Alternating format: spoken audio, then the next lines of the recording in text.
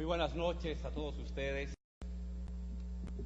Un saludo muy cariñoso, muy fraterno a los hermanos y a las hermanas de la hermana República Bolivariana de Venezuela, en especial a los hermanos y las hermanas de acá, de la ciudad de Maracaibo, que le comentaba a nuestro vicepresidente que había oído hablar de Maracaibo en las telenovelas. Siempre aparece Maracaibo en las telenovelas venezolanas que se ven en todas partes de América Latina, y ahora me siento muy contento, muy feliz de estar acá en esta tierra caliente, de corazón amplio, definitivamente hermoso. Y agradecer, por supuesto, saludar a nuestro vicepresidente del Estado venezolano, al presidente Hugo, con quien pude hablar hace un ratito por teléfono, y a quien le decíamos y le diremos siempre: presidente Hugo, aquí tiene un bolchevique al servicio de la causa continental, de la causa mundial.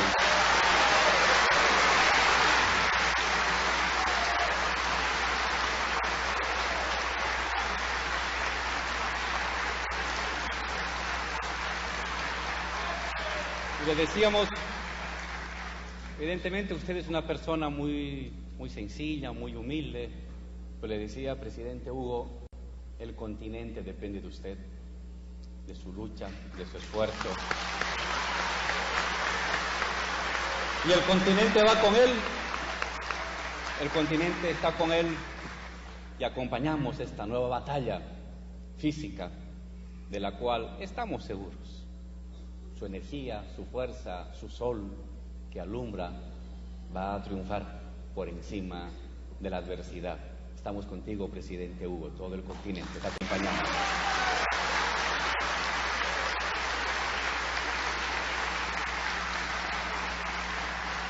Quiero saludar muy respetuosamente a nuestro ministro de Culturas, a la compañera Carmen Borges, que ha tenido la amabilidad de invitarme. Gracias por invitarme, mi compañera.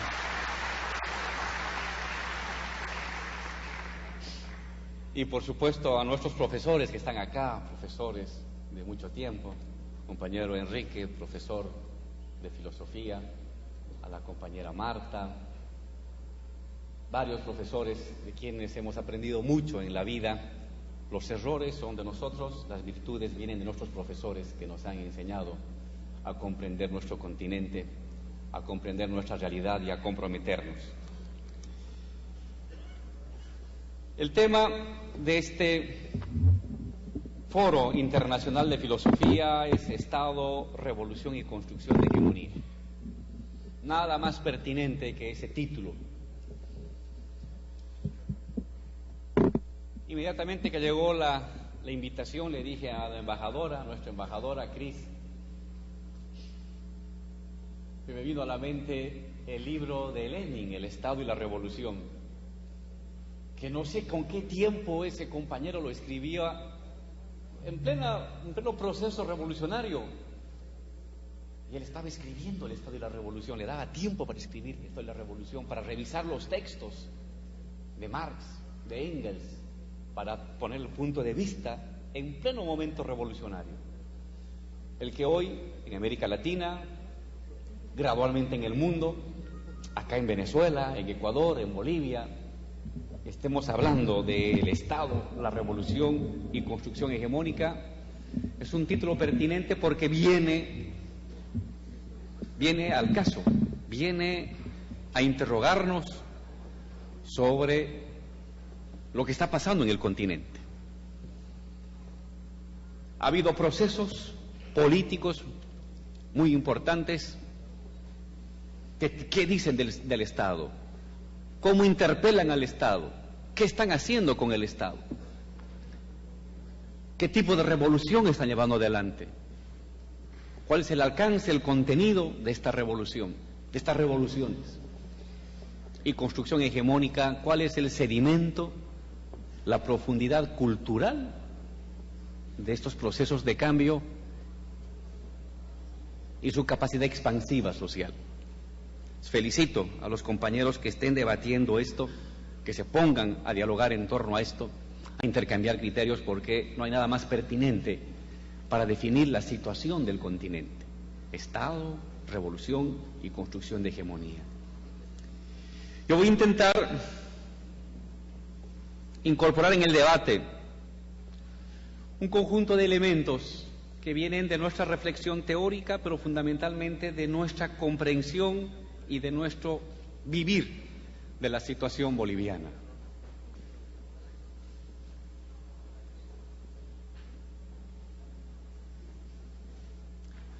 Cuando hablamos del Estado, ¿a qué nos estamos refiriendo? ¿Qué es el Estado? Evidentemente el Estado tiene que ver con el gobierno, tiene que ver con la presidencia, con la vicepresidencia, con los ministros. ¿Es Estado? Sí, es Estado, pero no es únicamente eso el Estado. Tiene que ver con el trabajo de distintas instituciones del gobierno, ministerios, dependencias, gobernaciones, alcaldías. ¿Eso es Estado? Sí, eso es Estado, pero no es únicamente eso el Estado. El Estado también tiene que ver con el ámbito de las instituciones legales, las cortes de justicia, los juzgados, los tribunales. El Estado tiene que ver con la policía, con las Fuerzas Armadas, con el Parlamento, con el sistema de partidos políticos. Ese es uno de los elementos del conglomerado llamado Estado. El gobierno es Estado, sí, pero es mucho más que gobierno. No asociemos, a veces tendemos a asociar gobierno con Estado. No. El gobierno es parte del Estado, es el gobierno, sus instituciones, es el ámbito judicial, el ámbito coercitivo legal, es el ámbito administrativo. Estado también es el ámbito institucional, cultural, que tiene cualquier organización estatal, régimen cultural, sistema educativo universitario, sistema educativo escolar. Es el conjunto inicial de nuestra primera aproximación al concepto de Estado.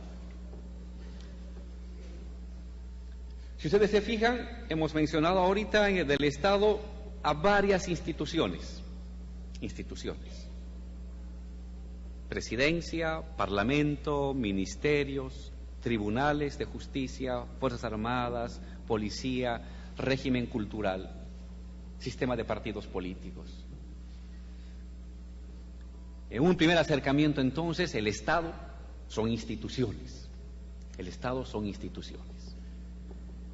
El Poder Ejecutivo, el Poder Judicial, el Poder Legislativo, el ámbito coercitivo, el ámbito legal, y en tanto instituciones forman el primer componente del orden estatal, de la estructura estatal. Estado es, en primer lugar, instituciones. Diversas instituciones. Pero en segundo lugar, el Estado no es solamente eso, no es solamente instituciones.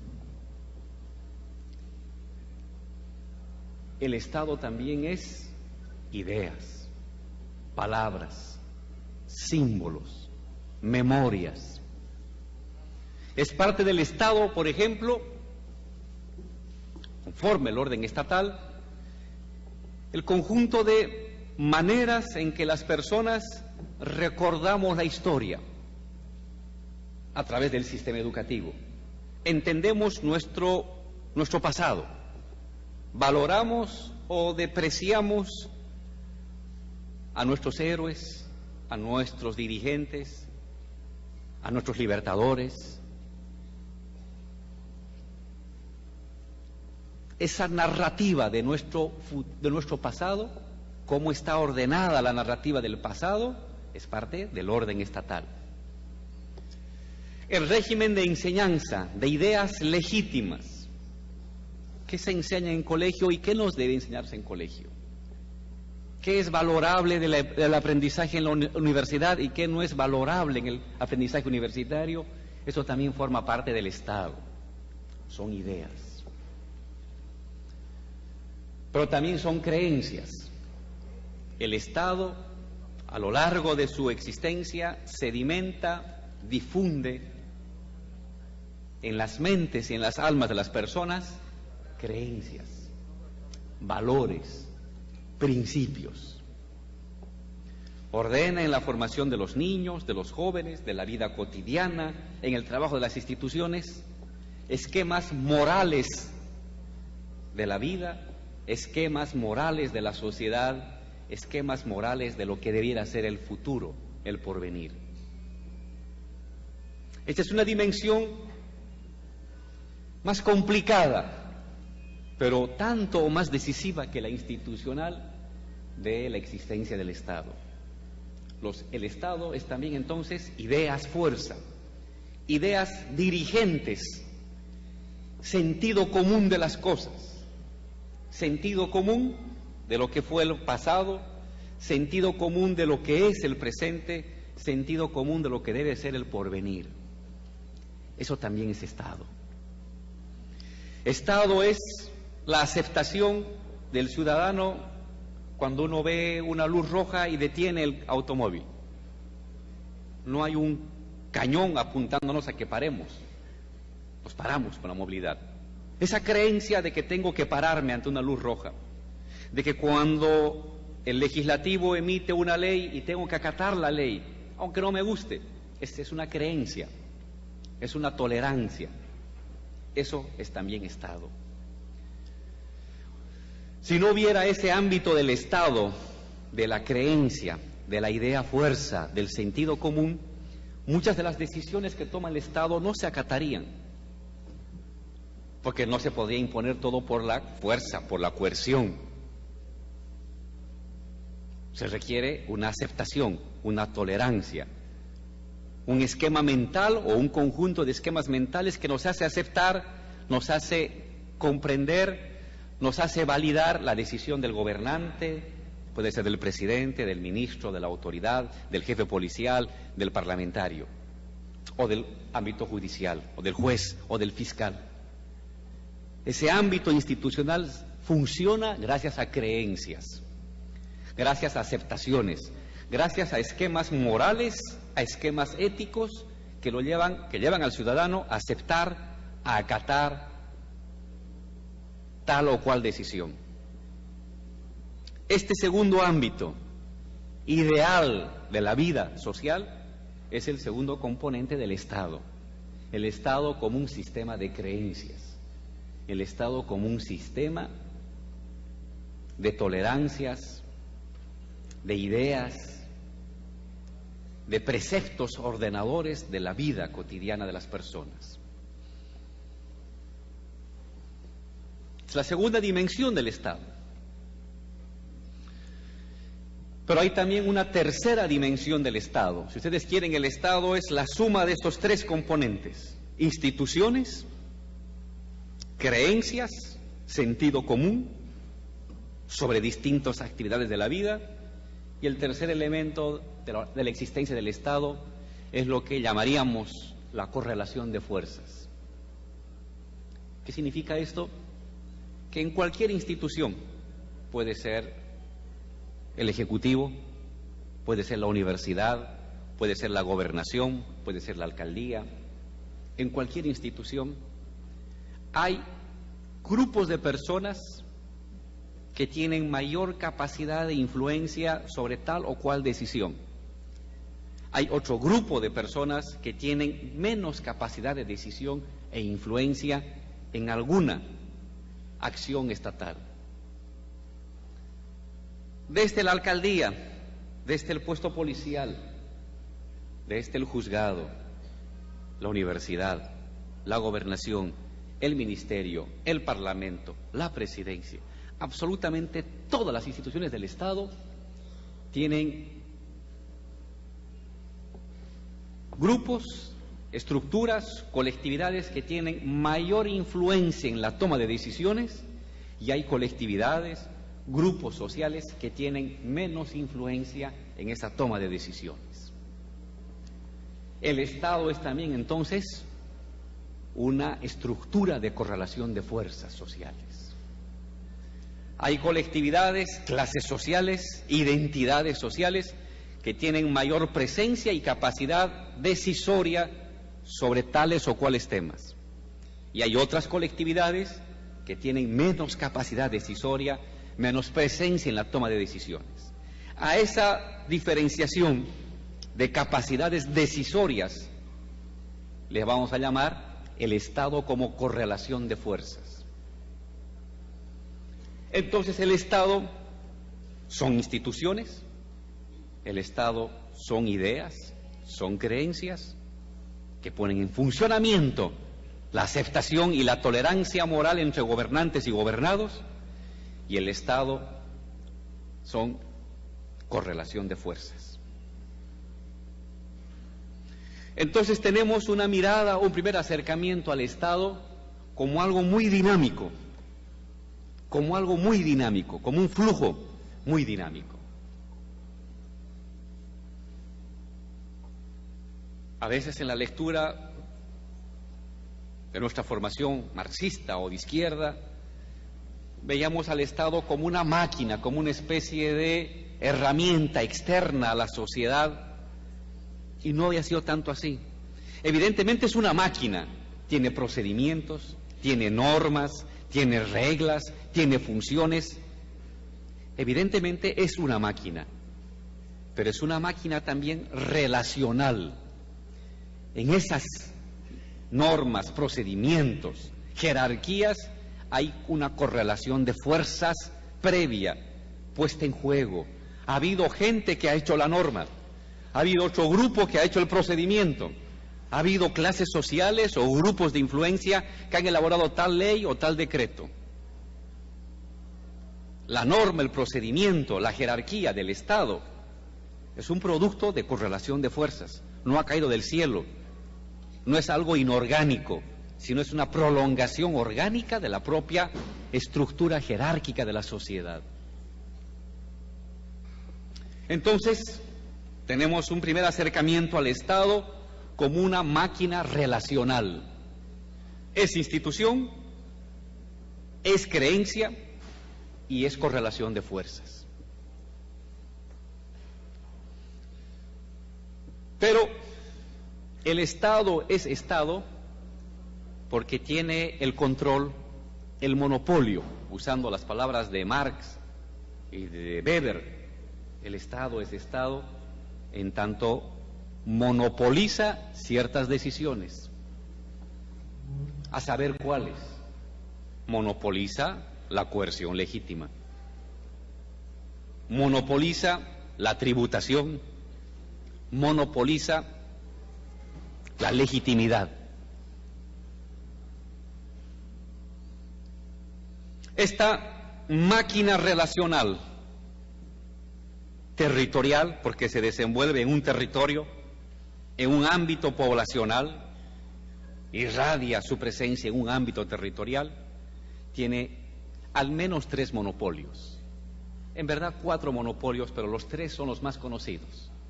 El monopolio de la coerción legítima, trabajada inicialmente, fundamentalmente por Marx, por Lenin. El Estado como una máquina de dominación de una clase sobre otras, la coerción legítima. Si todas las clases y los grupos y las regiones tuvieran el control de la coerción legítima, no habría Estado. Tendríamos múltiples republiquetas, como de alguna manera sucedió a principios de la formación de la República.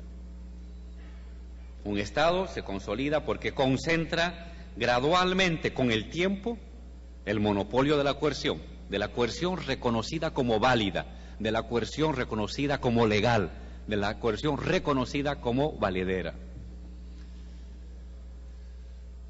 Pero un segundo monopolio del Estado es la tributación. El día de ayer yo en Bolivia hacía una reflexión sobre las empresas del Estado, de cómo las empresas del Estado ahora concentran el 35% de la economía nacional. Hemos nacionalizado muchas empresas y eso le permite al Estado concentrar recursos, concentrar tributos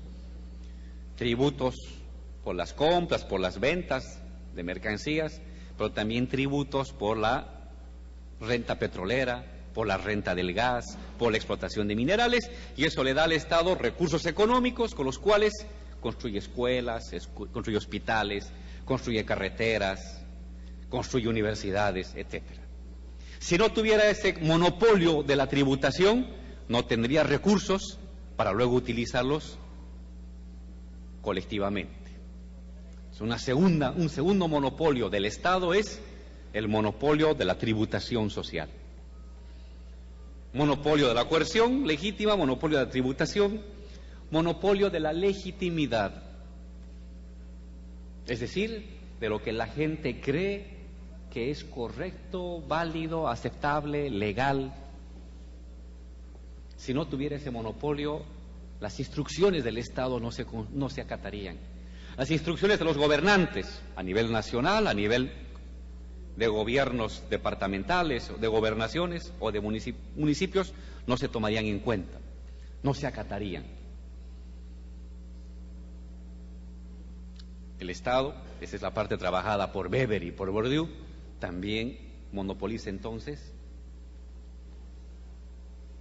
la legitimidad, un monopolio de la legitimidad social. El Estado es una máquina relacional con tres componentes internos: instituciones, ideas, correlación de fuerzas, que tiene tres monopolios: el monopolio de la legitimidad, el monopolio de la coerción, el monopolio de la tributación. Pero hay un cuarto monopolio fundamental, trabajado por los clásicos del marxismo pero olvidado: el monopolio, o el intento de monopolio, al menos el monopolio. Todo monopolio no es algo dado, es algo que se disputa y se construye cada día. El monopolio de la universalidad.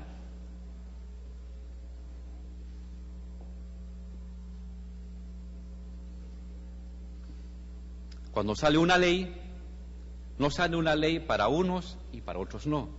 Sale una ley que tiene que ser cumplida por todos.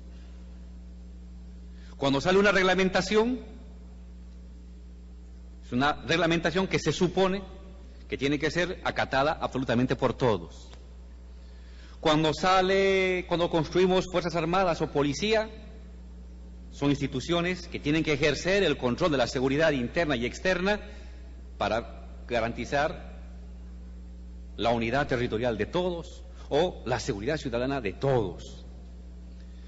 El Estado tiene ese monopolio, un monopolio de lo general, un monopolio de lo universal. Por eso, a su modo, Kant hablaba del Estado como un yo colectivo. Si no tuviera esa función de disputar el sentido de lo universal, de lo común, el Estado no tendría la legitimidad que tiene en la sociedad moderna.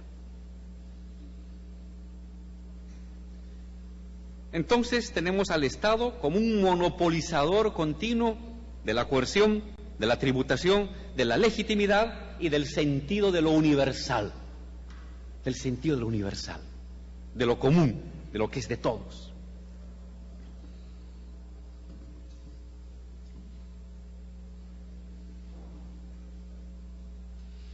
¿Por qué es importante este acercamiento al Estado de esa manera? Porque nos permite ver desde adentro esta máquina tan complicada que es objeto permanente de disputa y que en nuestra América Latina ha sido objeto de disputa y de lucha en los últimos años. A raíz del derrumbe de las concepciones de izquierda en los años 60, 70 y 80, surgió todo un debate respecto a que si el pueblo, los proyectos revolucionarios y emancipativos deberían luchar o no por la toma del poder estatal.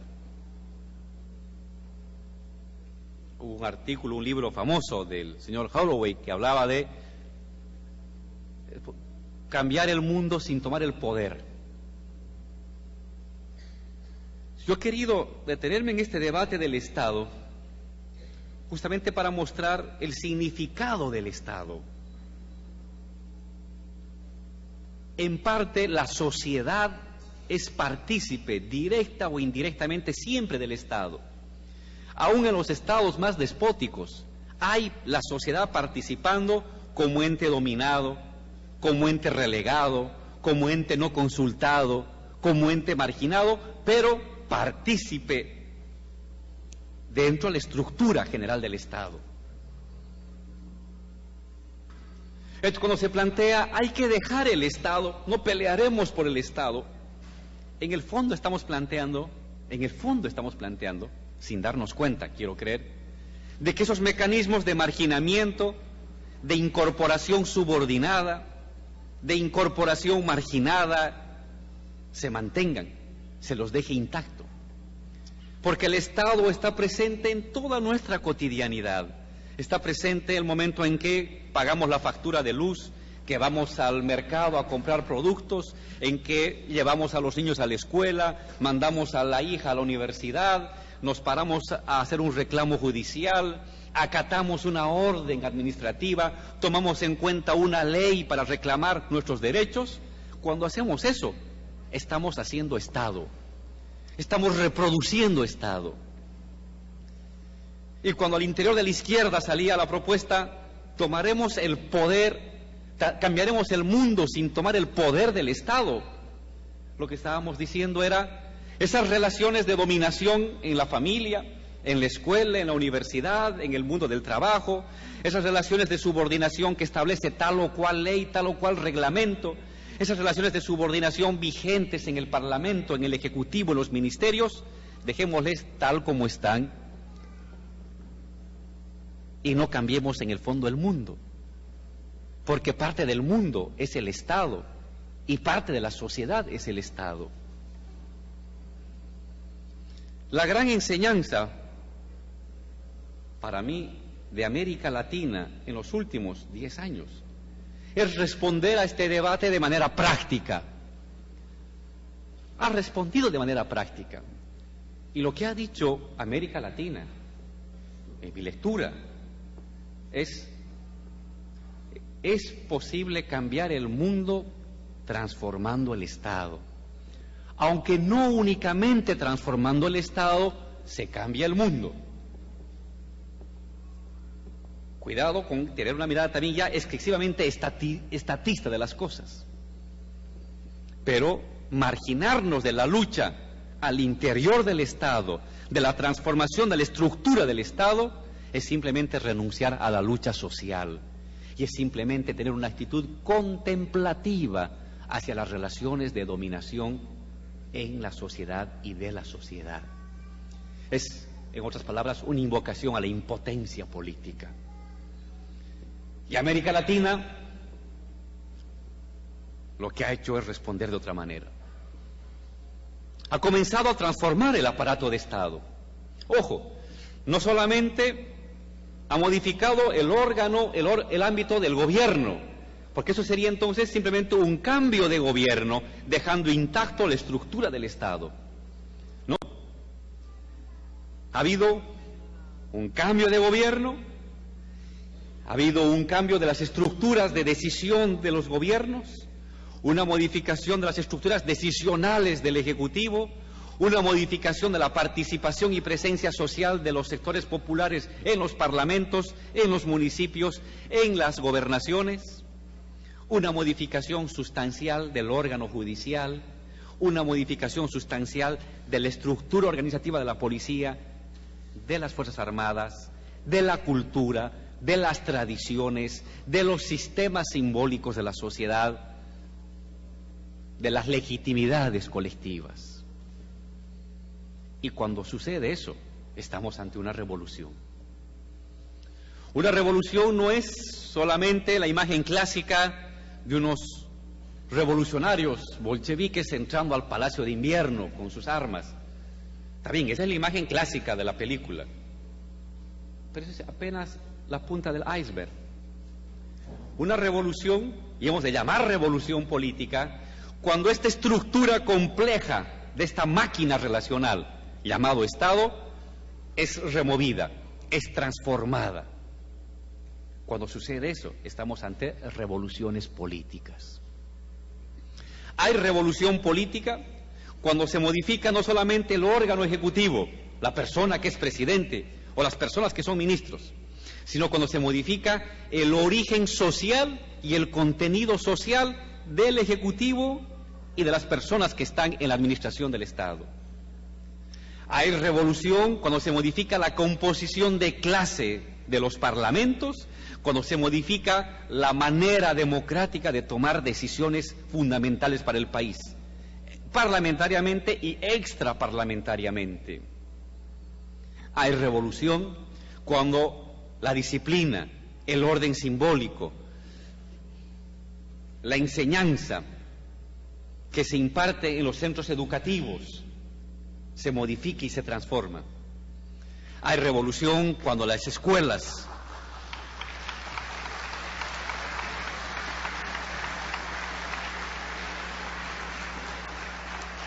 cuando los sistemas de enseñanza que aprenden nuestros niños, cuando el tipo de lectura que les damos a los escolares, cuando la forma de enseñanza con la que transmitimos conocimientos se transforma, se modifica sustancialmente.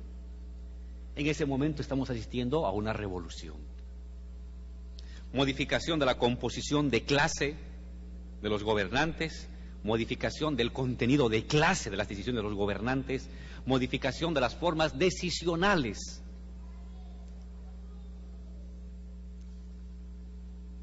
Con las que se definen políticas públicas, modificación del orden de valores, del sistema simbólico, del sistema normativo de una sociedad.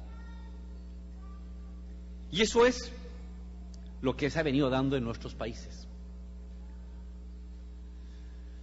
Hubo una generación que habíamos pensado ver eso mediante la lucha armada, que había imaginado que eso se podía lograr y que no había más camino que hacerlo mediante grandes sublevaciones armadas. Y casi una generación bella, heroica, se inmoló en los años 60 y 70 en esa perspectiva.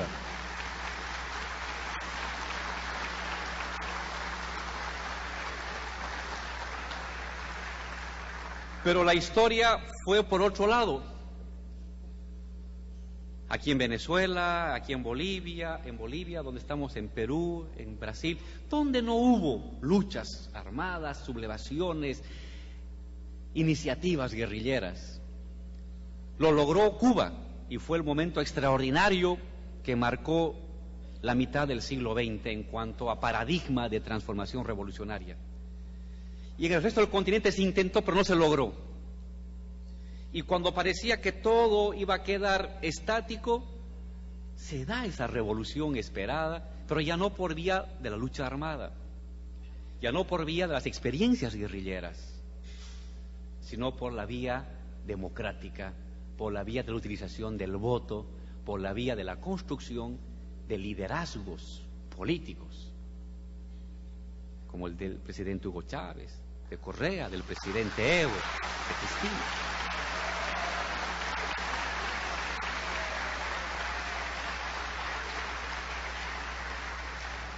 No nos esperábamos los intelectuales un camino así. Teníamos una imagen más heroica de las cosas.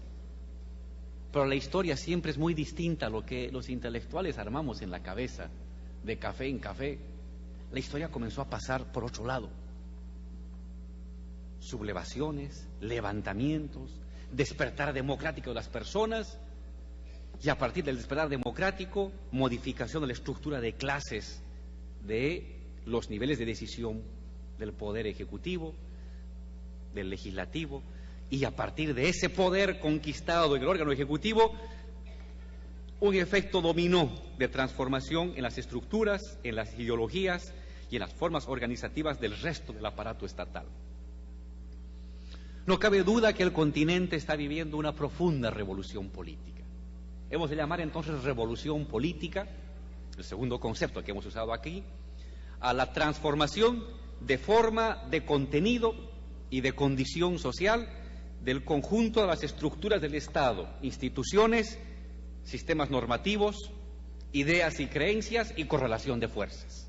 Cuando estamos ante eso, estamos ante una revolución de carácter política, y eso es lo que está viviendo hoy el continente.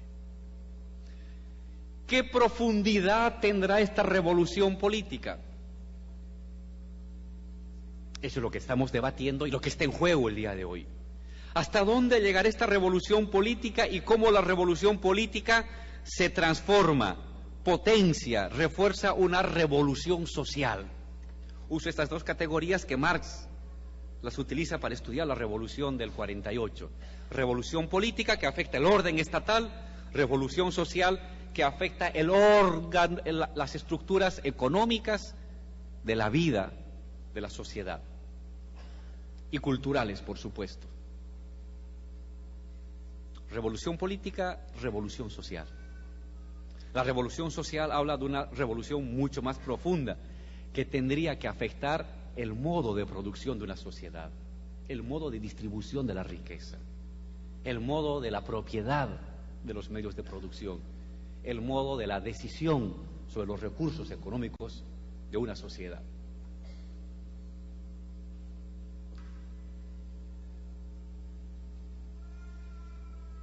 Hemos avanzado en estos últimos 11 años como nunca antes había avanzado el continente, lo decía ahorita en una conferencia de prensa. Nunca antes, perdón, me equivoco, antes hubo una transformación continental de la vida política latinoamericana, pero fue de carácter conservador, de derecha. Había un orden dictatorial en todo el continente. Pero fuera de esa coincidencia continental del orden dictatorial, nunca antes se había dado en el continente la presencia de proyectos de gobiernos revolucionarios y progresistas en la escala continental como está dándose el día de hoy. Nunca antes. Es un privilegio estar en este momento. Unos con mayor radicalidad que otros, unos con mayor profundidad en lo político y en lo social. El continente, su conjunto, es un continente a la vanguardia de las luchas y los procesos mundiales. Gobiernos revolucionarios, gobiernos progresistas, pero con excepción de un país, de dos países, el continente en su conjunto ha virado hacia la izquierda, hacia la transformación, hacia la emancipación. Y quedan solamente dos países.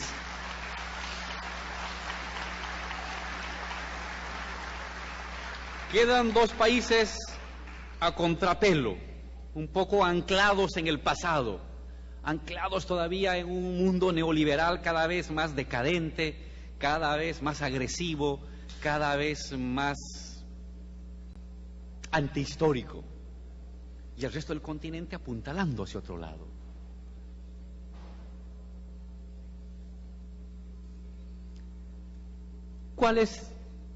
¿Hasta dónde avanzará esta revolución política? ¿En qué medida esta revolución política continental se convertirá y se consolidará como una revolución social? Es algo que tenemos que irlo viendo paso a paso, medida a medida. ¿Cómo se ha modificado la composición de la propiedad de la riqueza en las sociedades? ¿Cómo se ha modificado la composición de la propiedad de los medios de producción en las sociedades? ¿Qué papel tiene el Estado hoy respecto a antes? En el avión, que cuando veníamos con el embajador, estábamos revisando los textos de Lenin sobre el capitalismo de Estado, a su modo, su reflexión de Lenin, ¿no? Que decía, no es capitalismo, porque es el Estado soviético el que controla y permite, hasta cierto lugar voy a permitir algo de capitalismo, y luego no lo voy a permitir. Y es necesario para generar un conjunto de actividades económicas y comerciales. Decía Lenin, yo voy a permitir al Estado soviético que haya economía de mercado, pero no es economía de mercado desbocada, es economía de mercado controlada en ámbitos por el Estado soviético. Y la clave, decía, ahí es el poder soviético, quién manda sobre el Estado, para impedir de que estos ámbitos de existencia de economía de mercado o de capitalismo empresarial se desborde. Eso es lo que estaba leyendo ahí apresuradamente mientras la embajadora me daba unas notas para que trabajáramos sobre nuestros temas pendientes de Estado a Estado. Interesantes estas reflexiones de Lenin sobre el poder, la importancia del poder, de quién controla el poder, para saber si estos ámbitos de economía de mercado, de capitalismo empresarial e incluso de presencia de transnacionales, porque Lenin aceptó un régimen de presencia de transnacionales para la explotación del petróleo en su país, porque ellos no tenían cómo hacerlo. Decía, pero eso no es ningún peligro siempre y cuando garanticemos que el poder soviético, que el Estado esté en manos de la clase trabajadora, que controle y vea hasta dónde se expande y hasta dónde no se expande estos regímenes existentes y aún necesarios de economía de mercado. ¿Cómo está el régimen de propiedad? ¿Cómo está el régimen de distribución de la riqueza? ¿Cómo está el régimen de la propiedad de la tierra? ¿El régimen de la generación de riqueza? Eso va a ir definiendo la profundidad de nuestra revolución política como revolución social o simplemente como revolución política. Transformación del Estado, pero preservación del orden socioeconómico. O, al contrario, a partir de una revolución política, prolongación como revolución social. En el caso de Bolivia, que es lo que yo puedo comentar, los movimientos sociales han planteado recientemente al presidente Evo una mirada muy clara de las tareas de nuestro gobierno de movimientos sociales. Dice, necesitamos consolidar, ya tenemos, decían los compañeros, ya tenemos presencia en el Estado, hemos transformado el Estado. Donde antes no había indígenas, los indígenas eran los que traían el agua, los que limpiaban los pisos, ahora los indígenas gobiernan, son ministros, cancilleres, presidente, parlamentarios.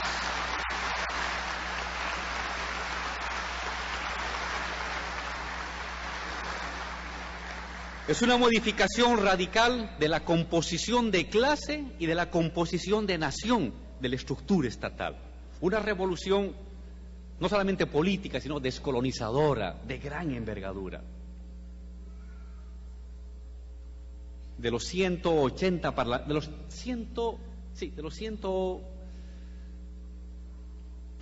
parlamentarios, diputados que tiene nuestra Asamblea Legislativa, 87 son de organizaciones sociales, indígenas, campesinas, obreras, barriales.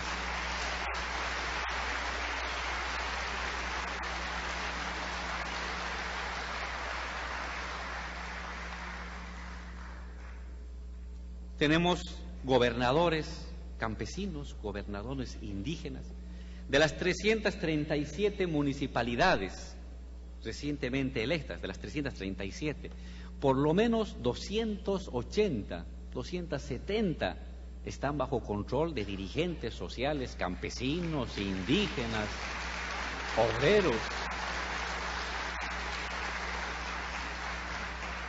Es una revolución profunda en la estructura de clase del Estado, en la composición de clase y en la composición cultural, nacional cultural del Estado. Pero decían los compañeros, ya hemos dado este paso. Y decían los compañeros, de los dirigentes de los sectores sociales, ahora hay que avanzar al ámbito económico. Necesitamos consolidar esto que tenemos en lo político, en lo estatal, como poder económico, decían. Y han propuesto un conjunto de leyes, justamente en esa perspectiva de consolidar poder económico de los movimientos sociales. El presidente Evo ha pedido, no recientemente, desde hace unos 8 meses, trabajar al conjunto de los ministros cómo consolidamos poder económico de los sindicatos, de los gremios, de las comunidades. Y el Estado sirve para eso, el poder estatal sirve para eso. El poder estatal, que es una estructura relacional, sirve para redireccionar los recursos del Estado. Hace 10 años los recursos del Estado, del gas y del petróleo, iban al extranjero. Hoy los recursos del gas y del Estado van al Estado, al pueblo boliviano. Esa es una decisión de Estado, es una decisión de gobierno. Esa es la importancia del poder del Estado, que uno puede utilizar los presupuestos y los recursos colectivos para orientar hacia una clase o hacia otra clase social. hacia un sector social o hacia otro. Eso depende de quién controla el mando estatal. ¿Es posible a través del mando estatal potenciar a una clase social o debilitarla? No es irrelevante el Estado. Dejar el Estado en manos de otros, renunciando a la pelea del Estado, es amarrarse de manos, amarrarse de pies y caer en la actitud contemplativa de que la revolución será un cataclismo que lo traerá el Espíritu Santo sin iniciativa humana. Y lo que se trata es de enfrentar ello, de rechazar precisamente eso. El poder del Estado por parte de otra composición de clase social permite reorientar. No sustituye a la sociedad, pero permite reorientar, crear condiciones más favorables de potenciamiento y reforzamiento de lo popular, de lo indígena, de lo campesino, frente a las élites, frente a las transnacionales. Eso se puede hacer a través del Estado. Hace 10 años en Bolivia, 2 países extranjeros controlaban el 40% del Producto Interno Bruto de Bolivia. Bolivia estaba hipotecada. Hace 6 años atrás, el 40%. El gas de extranjeros, el agua de extranjeros, la electricidad de extranjeros, las carreteras de extranjeros, la cerveza de extranjeros, la leche de extranjeros. Eso era Bolivia hace 6 años atrás. Hoy ya no. Todo eso nos pertenece a nosotros. Y a partir de eso se toman las decisiones.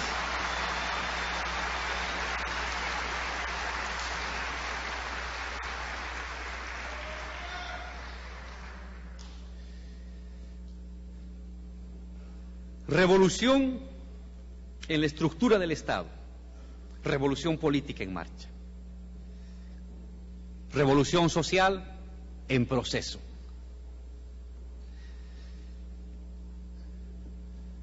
¿Cómo definir esta etapa de lucha y de transformación del Estado y de la economía y de la cultura y de la sociedad?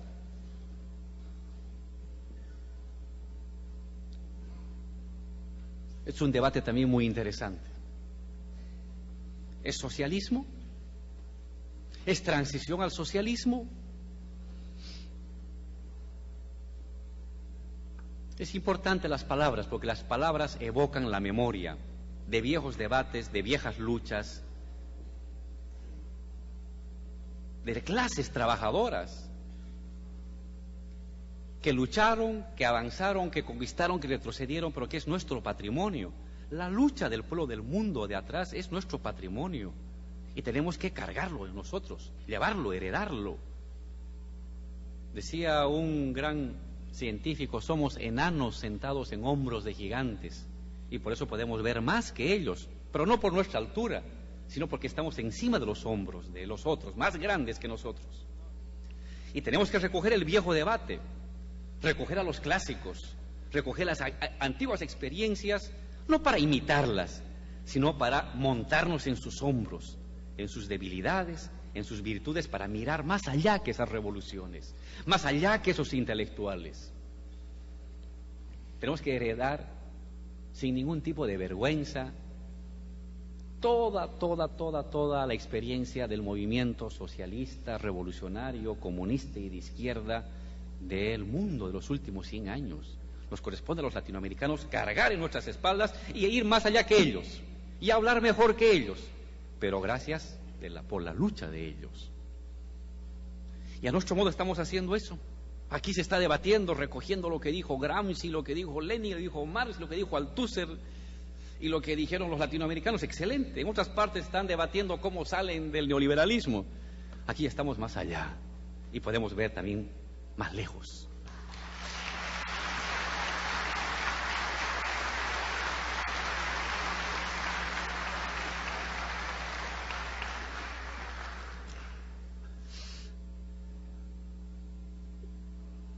¿Cómo denominar este proceso? ¿Cómo le colocamos nombre, etiqueta? Ha habido cambio, ha habido revolución política y hay en proceso revolución social. ¿Qué nombre tiene eso?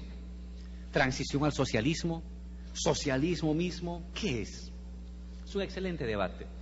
Yo me permito tomar un punto de vista leninista, a mi modo, de este tema. Inicialmente en la revolución bolchevique toman el poder los bolcheviques y toman decisiones, lo que llamaron un comunismo de guerra. Había que controlar el precio del mercado, del comercio exterior, de las empresas. Tomaron esas decisiones muy audaces. Y 2 años después tuvieron que cambiar. Y Lenin decía, no podemos construir una sociedad solamente en base a la voluntad.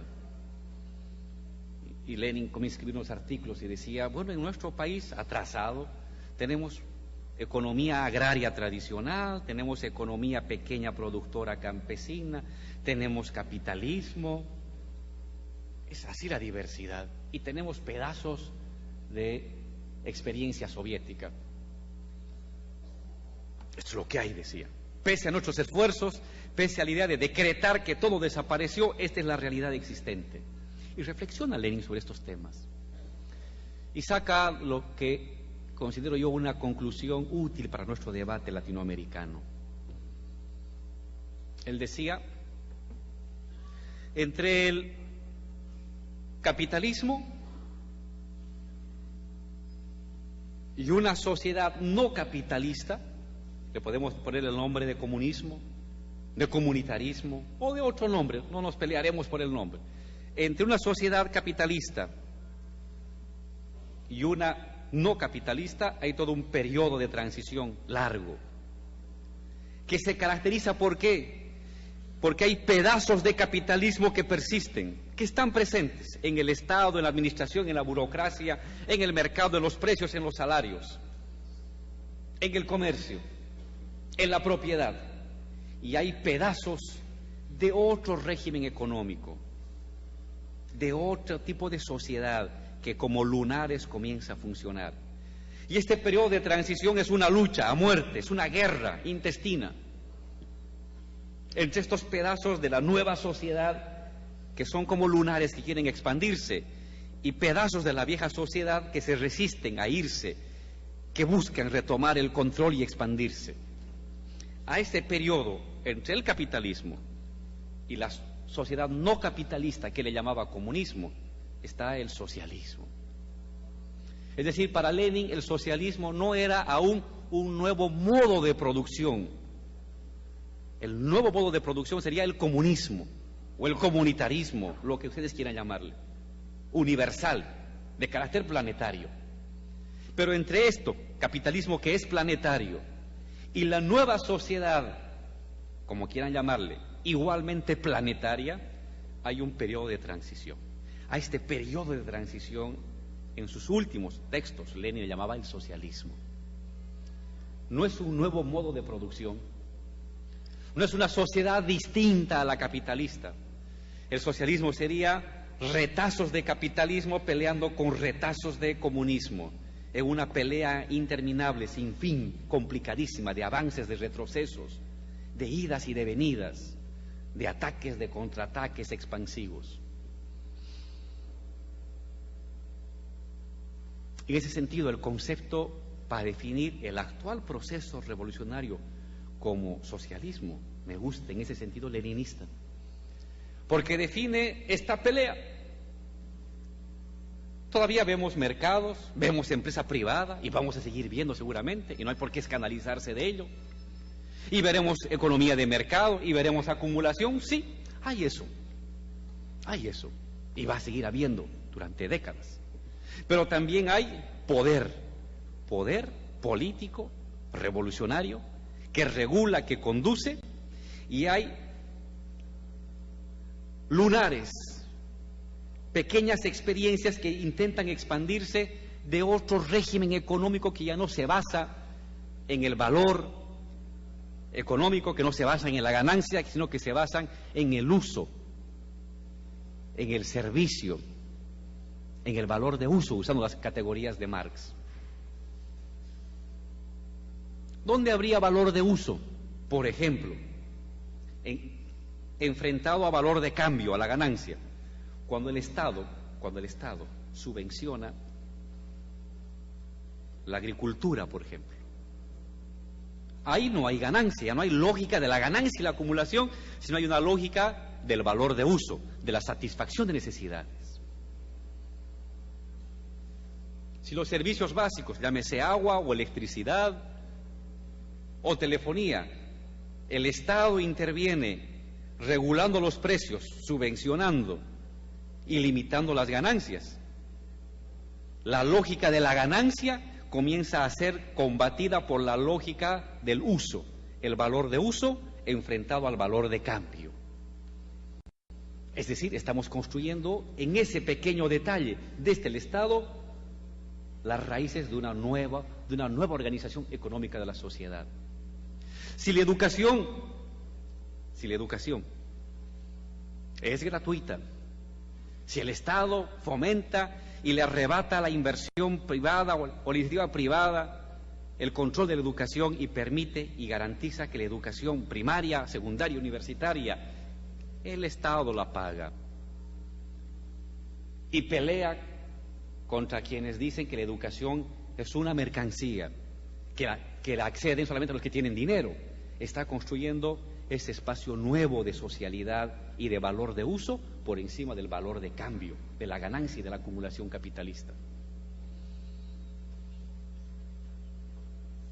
Si el Estado apoya o fomenta una empresa de trabajadores que toman el control de esa empresa y con un crédito del Estado llevan adelante su iniciativa productiva y las ganancias de esa empresa las distribuyen entre los propios trabajadores, estamos ante ese destello, ese lunarcito expansivo de una nueva economía, de una nueva socialidad. El socialismo sería este periodo de transición, de pelea intestina permanente entre las estructuras económicas capitalistas, de mercado, y las nuevas estructuras emergentes de valor de uso, de comunidad, de comunitarismo, de socialidad, desde el Estado, desde la sociedad civil, avanzando, retrocediendo. ¿Cuánto durará ese proceso de transición entre dos modos de producir, entre dos modos de civilización universal? Puede durar siglos, no hay una fecha definida, no lo define un decreto, no lo define la teoría, lo define la vida práctica, la lucha práctica. Pero en América Latina, sin mucho aspaviento, y a veces haciéndolo más que diciéndolo, en varios de nuestros países se ha abierto este periodo, o se está por entrar este periodo de transición, que se intenta superar el capitalismo. Hay atisbos de la nueva sociedad, pequeños atisbos, destellos organizativos, fundamentalmente desde el Estado.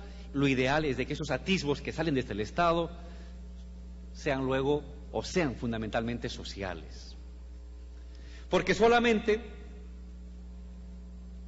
cuando la sociedad en su conjunto asuma el control de la economía, cuando la sociedad en su conjunto no requiera del Estado como máquina para construir el sentido de universalidad, en ese momento, de aquí a 100, 200, 300, 400 años, podemos decir que hemos llegado a una sociedad postcapitalista universal. Mientras tanto es lucha, mientras tanto es ida y venida.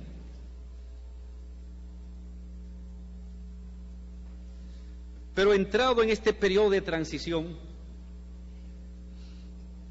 las tareas, una vez controlado el poder político, las tareas, las contradicciones, las dificultades son de otro tipo. A este poder revolucionario seguirá la pelea y la lucha contra el poder conservador, que intentará de una y otra manera recuperar el poder perdido. Esa pelea no acaba nunca. Hemos derrotado en una elección, lo derrotaremos en otra elección, pero siempre habrá un poder conservador financiado por las fuerzas reaccionarias del mundo que intentará luchar contra el poder revolucionario. Y esas hay que enfrentarlas mediante métodos democráticos y mediante métodos revolucionarios. Eso está clarísimo.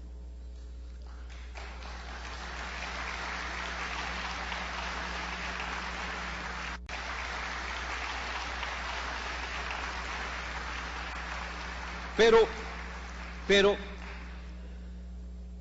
al interior del proceso de transición surgen nuevas contradicciones, que un librito rojo que escribí y que hago propaganda de este librito rojo le he llamado tensiones creativas, que no las habíamos visto antes, que no las habíamos encontrado ni en Lenin, ni en Marx, ni en Mao, no las habíamos encontrado, pero que aparecen en nuestro proceso revolucionario y en Bolivia, y que creo que también aparecen a su modo, con sus propias características aquí en Venezuela. Son 4 contradicciones que quiero mencionar para cerrar esta intervención. La contradicción entre Estado como monopolio y sociedad y movimiento social como democratización del poder. Primera contradicción creativa. Segunda contradicción, las voy a explicar luego una por una. Entre apego al núcleo duro de la revolución de las clases sociales populares movilizadas y la necesidad de irradiarse hacia otras clases sociales para construir lo que dice el título, hegemonía, es decir, liderazgo intelectual y moral. Liderazgo en las ideas fuerza, liderazgo en las percepciones morales de las personas de estas clases sociales dirigentes, que se expanden a lo popular, a las clases medias e incluso a clases empresariales altas.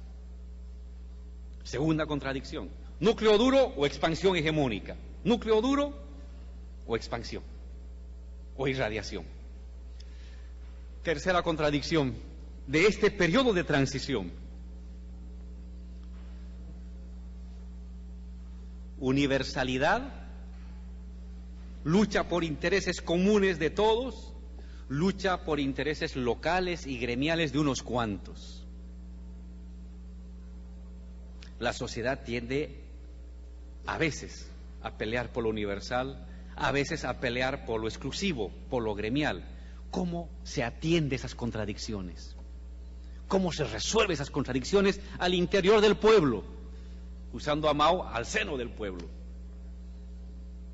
No es contradicción con la oligarquía, es contradicción con tus cumpas, con un barrio, con unos hermanos campesinos, con unos obreros que te paralizan la ciudad, que te bloquean la carretera porque están reclamando algo particular en detrimento de lo universal y de lo general para todos. Tercera contradicción de este proceso. Contradicción interna, creativa, que la pone en movimiento, no que la obstaculiza, que es parte de lo nuevo, de la construcción de lo nuevo. Y la cuarta contradicción, expansión de la economía para satisfacer necesidades hidroeléctricas, carreteras, termoeléctricas, refinerías, y defensa de la madre tierra, preservación del medio ambiente. Es otra contradicción.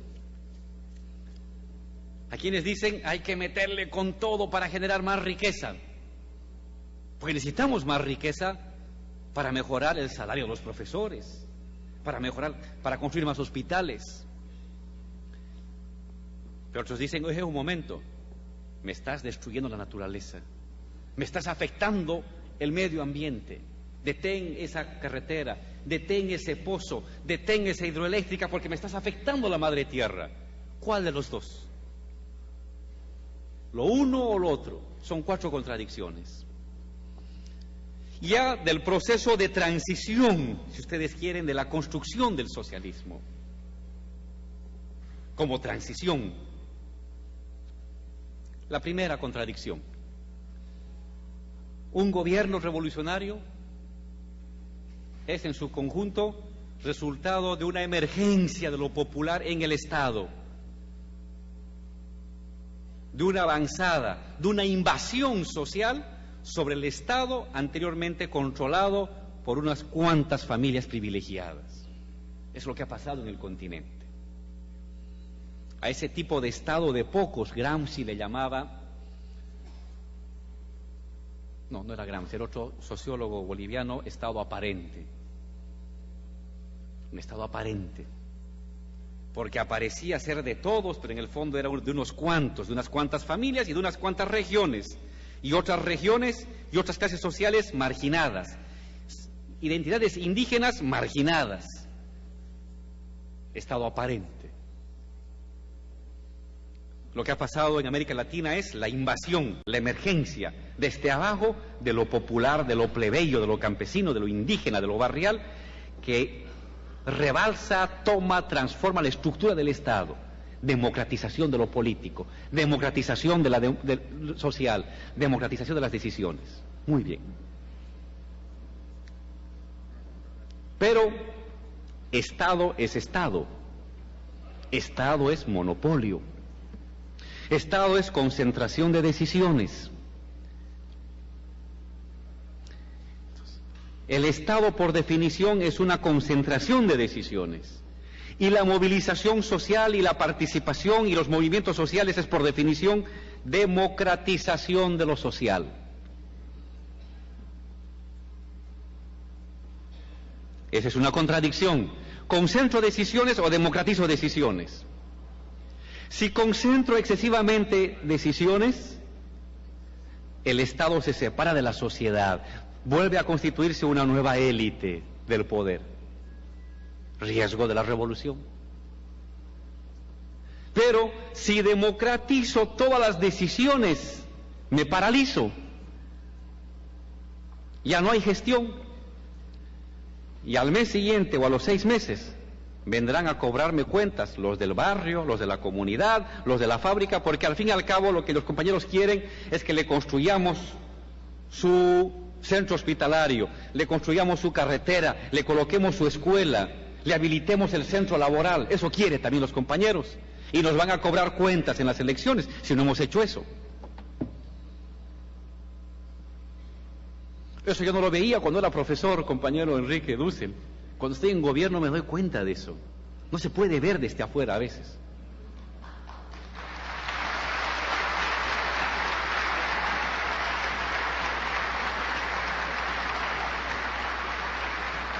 Entonces uno cabalga esa contradicción. Como revolucionario sabe que las decisiones tienen que socializarlas. Se juega la vida en la participación de la sociedad. Pero si caemos en el ultrademocratismo, te paralizas como sociedad, te paralizas como Estado, te paralizas como gobierno, y al final, cuando dices, ¿qué cosa has hecho? Nada, porque me paralicé como gobierno. Entonces, ¿cómo encontrar el justo equilibrio? A esta contradicción al interior de los procesos revolucionarios no hay solución. Es cabalgar los dos. Es cabalgar que tienes que democratizar decisiones, pero también tienes que tomar decisiones. Para eso eres gobierno, para eso eres ejecutivo. En la idea de que consultas y decides, pero hay que decidir, hay que ejecutar. Estos 6 años o 10 años de procesos revolucionarios en América Latina se han podido mantener porque ha habido gobiernos que han ido transformando, tomando decisiones, el orden cultural, el orden político y el orden económico de la sociedad.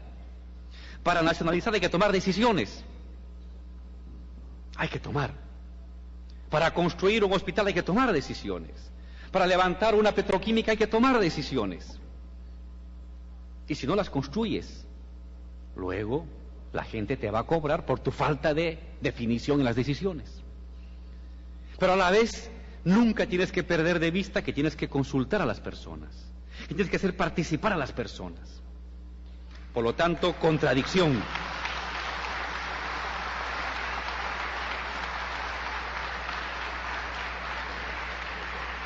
¿Cuál es la salida a esa contradicción? No hay salida. Hay que vivir la contradicción. Tienes que vivir con la contradicción 500 años. A cada momento, equilibrando, tomando, consultando, definiendo, consultando. Riesgo de caer a un lado, precipicio. Riesgo de caer al otro lado, precipicio. Tienes que mantenerte una delgadísima línea de participación y de ejecución y de participación. Primera contradicción creativa de la revolución. Segunda contradicción creativa. el núcleo duro de tu fuerza, lo popular, en caso de Bolivia, lo indígena, lo campesino, es el núcleo duro, el baluarte de la revolución, la vanguardia del proceso revolucionario. Es tu núcleo duro, pero la sociedad es más que el núcleo duro.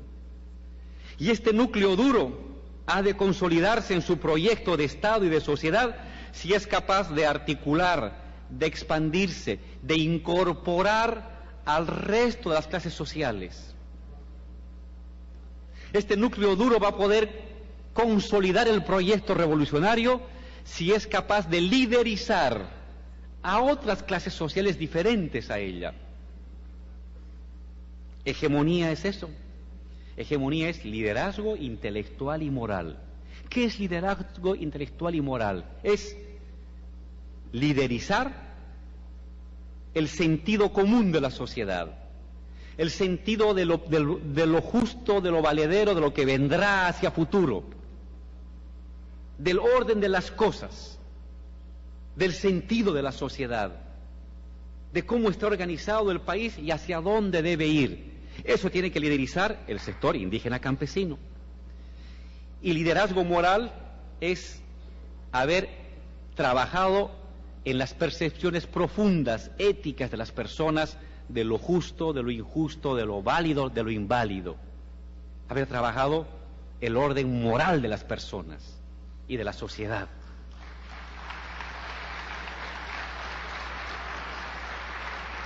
En el fondo eso es hegemonía.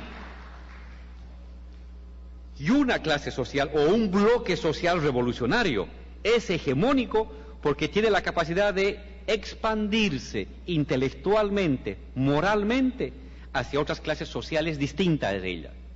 Pero si te abres demasiado, hay el riesgo de hacer demasiadas concesiones, demasiadas flexibilizaciones que hagan que tu núcleo duro dude de que sigue conduciendo el proceso. ¿Hasta dónde te expandes? ¿Hasta dónde te contraes? No hay salida, no hay una respuesta. No la encuentro, compañero profesor, no la encuentro. Y creo que otra vez la clave es cabalgar esa contradicción. Consolidar el núcleo duro, irradiarse. Pero tampoco irradiarse demasiado involucrando a todo el mundo, que al final tu núcleo duro te abandona. Y cuando haya problemas, ¿quién va a dar la cara por vos? No van a dar la cara a las clases altas ni las clases medias. Va a dar la cara a tu núcleo duro. Pero si tu núcleo duro duda de vos, ya no te va a defender. Ese es el problema de la construcción hegemónica. Porque en la hegemonía uno tiene que ceder también. Tiene que incorporar, esa es la idea de la política, tiene que ensamblar los intereses de los otros, modificarlos y ensamblarlos, modificarlos y ensamblarlos. Pero si ensamblas demasiado y lo tuyo lo abres demasiado, al final no tienes ni base ni tienes liderazgo y te vas a caer. El riesgo de ser demasiado flexibles. Pero si me cierro en mi núcleo duro, no tengo liderazgo, sigo siendo una minoría, sigo siendo débil. Complicado. La construcción de hegemonía es un tema sobre el cual no hay una fórmula precisa, es una construcción diaria, es un arte de conquista, de seducción y de consolidación. No hay una norma, es un trabajo político. De hecho, la política es la construcción de hegemonía, por definición. Y en eso no hay regla, no hay norma, no hay un procedimiento a imitar, es la lucha y la lucha la que va a definir cómo consolidas núcleo duro, tu vanguardia revolucionaria y te expandes. Lo suficiente para incorporar a otras clases, para neutralizar a otras, pero sin debilitar tu núcleo duro. En esa habilidad política revolucionaria radica la consolidación hegemónica de una revolución. Y claro, mientras no logra eso, siempre habrá el riesgo de el retroceso. Siempre habrá el riesgo de el regreso de los conservadores, de la restauración conservadora, diríamos. Siempre va a estar el riesgo de una revolución. Por eso Lenin decía, una revolución verdadera es grande en la medida o engendra una contrarrevolución tan grande como la propia revolución. Es otra contradicción en vivo que hay que trabajarla cotidianamente. La tercera contradicción creativa de un proceso revolucionario es lo general que representa a todos, lo particular de unos cuantos. Ha habido revoluciones, ha habido transformaciones porque la sociedad, la ama de casa, el joven, el vendedor de la calle, el estudiante, el profesional, se ha cansado con lo que había, ha reconocido que había que cambiar la sociedad en su conjunto, porque lo que había era intolerable. Es decir, asumió una percepción universalista de su vida. Se vio en el ámbito general universal. Pero pasado el flujo revolucionario vienen los reflujos, como en Bolivia. Hubieron los procesos que demandaron asamblea constituyente, una demanda para todos. Demandaron nacionalizar hidrocarburos, beneficio para todos. Es el momento del ascenso revolucionario. Demandaron gobierno indígena, beneficio para todos, descolonización del país. Pero luego vienen los reflujos, flujos y reflujos. La revolución es un hecho por oleadas, no es un tema permanente de movilización y ascenso social. Se va y se baja, se va y se baja. Es la idea que tenía Marx de la revolución y la práctica demostró que tenía razón. Las revoluciones son por flujos y reflujos en un periodo largo. Pero en los momentos del reflujo, ¿qué sucede? Que la sociedad se repliega en lo corporativo. Es lo que nos pasó a nosotros. El año pasado hubo una marcha de compañeros nuestros hermanos de tierras bajas. Ustedes saben que el movimiento indígena de Bolivia tiene presencia en tierras altas, donde viven casi 6 millones de indígenas, y en tierras bajas, donde viven cerca de 200.000 indígenas, 250.000 indígenas. La suma de esos 6 millones de indígenas más 200.000 indígenas de tierras bajas da la totalidad del movimiento indígena en Bolivia, mayoritario en nuestro país. Pues bien, nuestros hermanos indígenas de tierras bajas, 200.000, marcharon reclamando que las tierras fiscales, las tierras del Estado que hemos expropiado a terratenientes, pasen a propiedad solamente de los pueblos indígenas de tierras bajas, que son 200.000, y que ya no se entregue tierras a los pueblos indígenas de tierras altas, que son 6 millones, y que tienen menos tierra, porque viven en el altiplano, y ahí la propiedad es de media hectárea, 1 hectárea, y en tierras bajas una extensión para la gente son unas 100 hectáreas, 200 hectáreas. ¿Qué hace un gobierno? Son tus cumpas, son tus hermanos de lucha, has caminado con ellos, has luchado con ellos, pero ellos te dicen ahora, quiero que lo que es de todos solamente sea para mí. Es decir, el repliegue corporativo e individualista de la demanda. O la COP este año. La COP este año nos reclamó salarios, la Central Obrera Boliviana.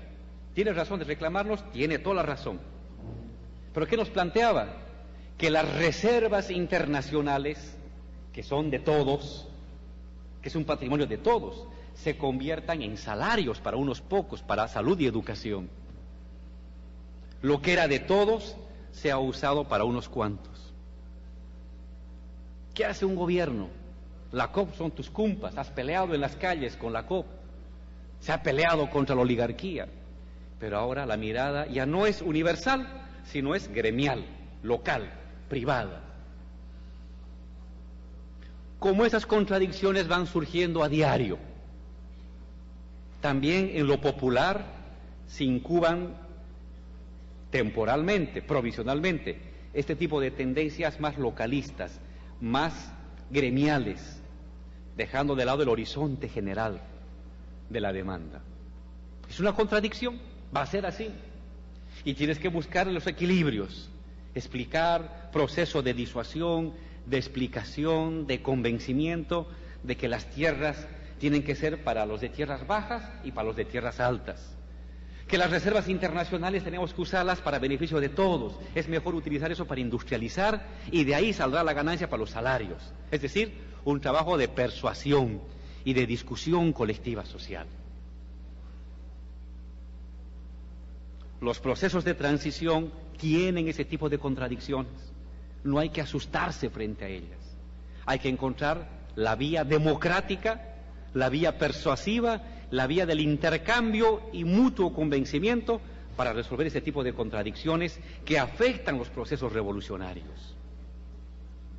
Y saber que en el mundo popular habrá momentos de lucha universalista, general, generosa, y momentos de repliegue particularista, de repliegue localista.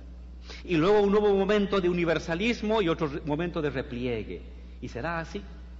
Y aceptar que así es la vida, que así es el sector social, que así son los flujos y reflujos de la movilización social. Cuarta contradicción, creativa igualmente. Un proceso revolucionario en lo político tiene que traducirse rápidamente en resultados de carácter económico.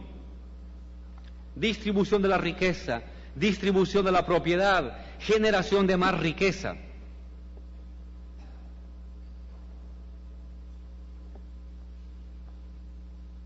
Generación de riqueza, distribución.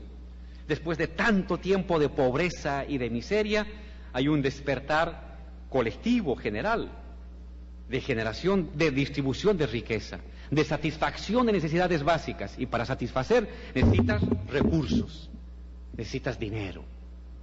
Y es en base al trabajo, a la producción que sale ese dinero.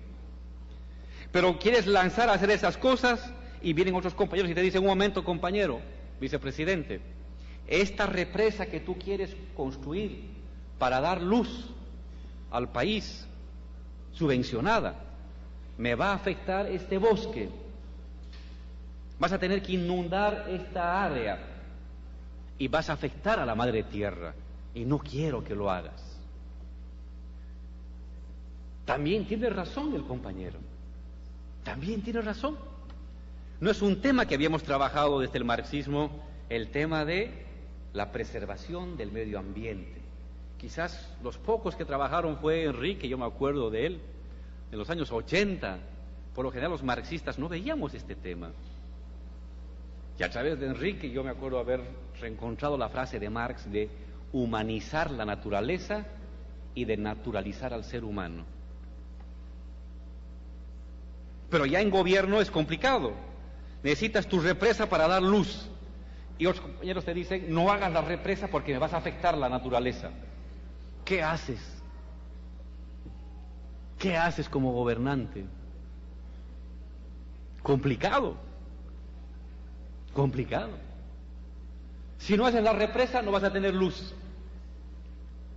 Y con seguridad que te van a romper la columna vertebral a los 2 años porque no hay luz. Y el pueblo mismo te va a cobrar las cuentas, junto con la clase media en las elecciones. Pero si haces la represa, has afectado un pedazo del bosque necesario para la reproducción de la naturaleza, del entorno, del medio ambiente y de tú como ser humano. ¿Cómo te mueves en esa contradicción? Complicada. No hay una salida. Es vivir la contradicción. Intentar llevar adelante proyectos de inversión productiva que no afecten la estructura del medio ambiente, que no la aniquilen, que no la depreden. Pero tienes que afectar, porque hasta respirar afecta a la naturaleza. Tienes que afectar de alguna manera, para satisfacer necesidades básicas. Pero a la vez tienes que también incorporar en tu preocupación diaria, en tu preocupación de planificación, de inversiones, de ejecución, el respeto de los derechos de la madre tierra, la preservación del medio ambiente y de los bosques. También tienes que hacerlo. No en el sentido de los ambientalistas En Bolivia hay un grupo de ambientalistas que tienen su celular BlackBerry, que viajan en avión, que tienen luz, que tienen agua caliente, que se bañan con agua caliente a las 7 de la mañana, van a su trabajo a las 10 de la mañana, que no les falta nada. Y reclaman por la madre tierra, porque no les falta nada a ellos. Y reciben el financiamiento de USAID o de alguna ONG extranjera. No están peleando por la madre tierra, están peleando por la idea que tienen extranjeros, de que como ellos han acabado los bosques, nos toca a nosotros ser los guardabosques de los depredadores del norte. Eso tampoco tiene que ser así. Tiene que haber hasta también un comportamiento ético. Pero al interior del movimiento indígena se da esta tensión. Compañeros que te reclaman inversión, ejecución, obras, distribución de recursos, y compañeros que te dicen no me toques la madre naturaleza. Hay una contradicción interna, creativa, que un gobierno revolucionario no puede eludirla, no puede mantenerse al margen, tiene que recoger las dos vertientes. De hecho, el socialismo en el siglo XXI tiene un rostro también medioambientalista, tiene un rostro de protección de la madre tierra, pero también de satisfacción de necesidades básicas.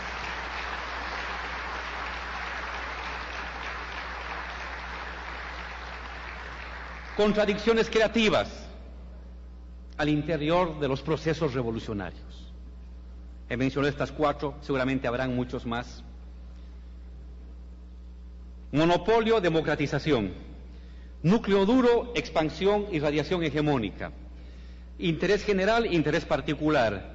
Desarrollo que satisfaga necesidades básicas materiales, preservación de la naturaleza. 4 contradicciones del proceso revolucionario. Las estamos viviendo hoy, las seguiremos viviendo y emergerán otras hacia futuro. No importa, es así la vida, son así los procesos revolucionarios. Decía Marx, los procesos revolucionarios avanzan, retroceden, se caen, vuelven a levantarse, vuelven a caminar, vuelven a tropezarse, vuelven a caerse, vuelven a levantarse, hasta que algún momento llega un momento en que se podrán consolidar. Estamos en esos momentos de avanzar, de retroceder, de caerse, de volverse a levantar, de avanzar más rápidamente, de volver a detenerse para volver a avanzar. No hay una ruta especial. Los clásicos no nos han dado una fórmula que eluda los problemas, al contrario, nos han dado la fórmula de entender y de que toda revolución verdadera engendra contradicciones. Es lucha permanente, es lucha continua.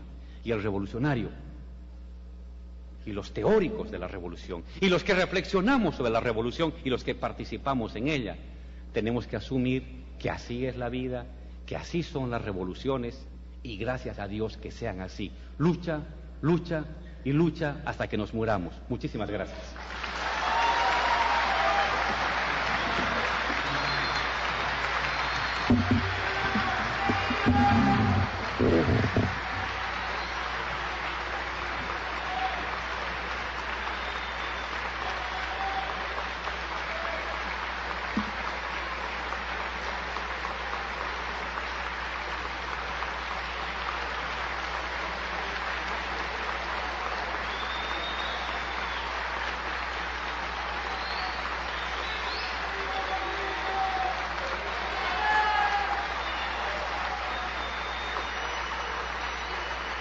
Recibe de esta manera una ovación de pie del pueblo venezolano que vaya hasta el pueblo de Bolivia.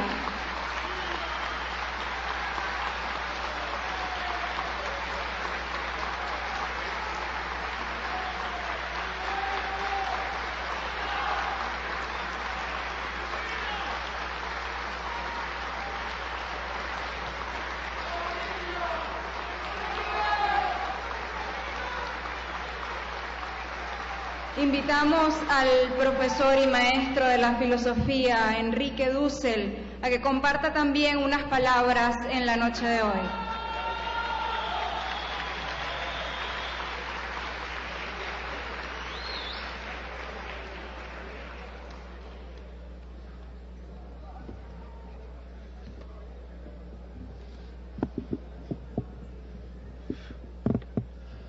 Bueno, yo creo que todos ustedes y yo mismo hemos tenido una experiencia de lo que es un político en América Latina.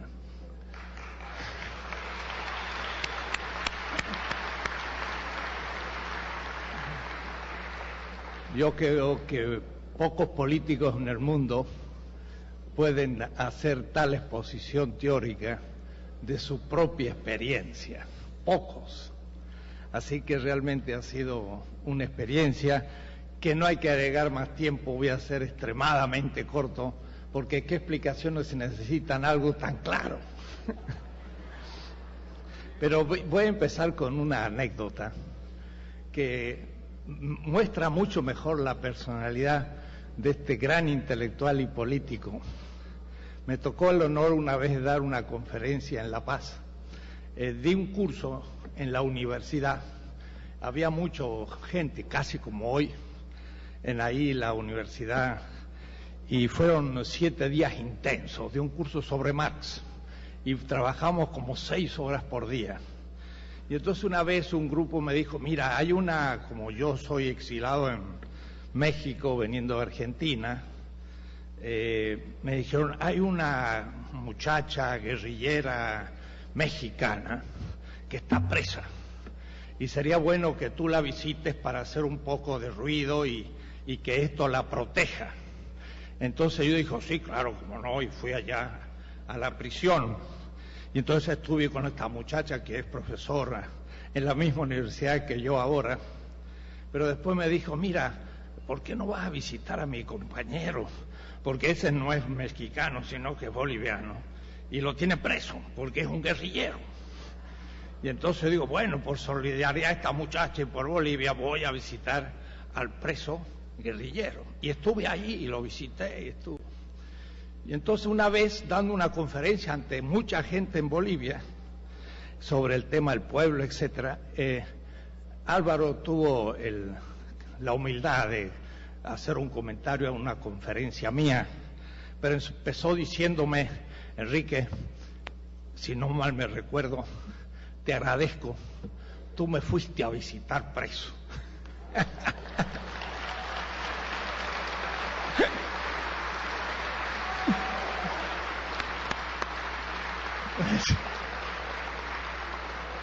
La verdad que no sabía a quién había visitado. Había visitado al futuro vicepresidente de Bolivia.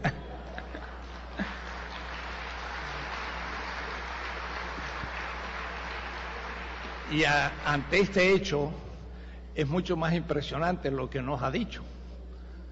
¿Se dan cuenta ustedes? El realismo político que ha manifestado en su exposición, que por eso va a ser lo mío muy breve, porque no necesita ninguna explicación, pero solamente referirme a algunos puntos de los que tan bien ha explicado. Contra un cierto, yo diría, idealismo de gente muy honesta también y muy moral y ética, que teme la burocratización de las instituciones y del Estado, y por lo tanto se piensa como solución empírica lo que es un postulado, disolución del Estado. Nos ha hecho una descripción realista de lo que es el Estado. Es decir, realmente lo que ha dicho es de mucho peso, y yo pienso que para los filósofos y filósofos políticos este es el laboratorio de nuestro pensamiento. Podemos estudiar autores griegos, medievales, árabes, chinos, europeos, norteamericanos, pero al fin el laboratorio nuestro en América Latina son estas experiencias. Entonces lo que nos ha dicho ha sido muy preciso y nos enseña en que, claro, hay algunos compañeros, no voy a nombrarlos tampoco, pero él los ha descrito muy precisamente, gente que a veces en las universidades tiene mucho, pues, pedigree, diría yo, mucha moda, porque parece extrema izquierda, más crítica, pero que no es realismo, porque no le podemos pedir a un Evo Morales que disuelva el Estado, porque sería confundir un postulado con una postura empírica. Nos ha mostrado, en cambio, muchas cosas. La primera, que el Estado no es solo burgués, sino que se lo puede rehacer completamente, y entonces hay que repensar qué es el Estado en manos de un pueblo, y en una política realista. Esto ya es una actitud práctica y teórica de la mayor importancia en nuestros debates, aún de esta semana. Después tuvo, cuando habló del monopolio, en mucha precisión en un punto con respecto a Max Weber, no sé si lo notaron. Max Weber dice monopolio del uso de la violencia legítima, pero no usó la palabra violencia, no sé, usó la coacción legítima, que es muy distinta, porque la violencia es una coacción contra el derecho del otro. En cambio, la coacción no necesariamente es contra el derecho del otro y puede ser en favor de los inocentes. Entonces, la defensa armada de un país no es un acto violento, es un acto de coacción legítima de defensa. El que viola el derecho es el que ataca, no el que defiende. Entonces, hay palabras muy precisas que ha usado que supone toda una concepción de la política realista crítica, que es justamente lo que yo creo que la filosofía tiene que hacer. Hemos estado siempre en la oposición y por lo tanto tenemos una visión negativa de la política, contra el Estado, contra la corrupción, contra el fetichismo, las instituciones, todo. Pero el asunto es que ahora el centro-izquierda, no será extrema, pero será ya no derecha, está en el gobierno. Entonces los filósofos tenemos que pensar una política para gobernar, la gobernabilidad de la que he hablado, y sin embargo con principios. Y es lo que se ha evidenciado con toda claridad, creo, y realmente de aplaudir y al mismo tiempo de aprender. Es el laboratorio de nuestra teoría. Otra reflexión que se me ocurre es que, claro, esto nos demuestra esta como primavera política de América Latina, porque en Bolivia tenemos un gobierno como el de Evo Morales, del cual podríamos contar tantas anécdotas. Siempre me acuerdo una. Miren, también un presidente dice que en Francia alguno lo criticó porque lo habían puesto a Evo Morales en un hotel de 5 estrellas. Entonces él dijo, un hotel de 5 estrellas, a mí, que yo dormí allá en las montañas en un hotel de 1000 estrellas.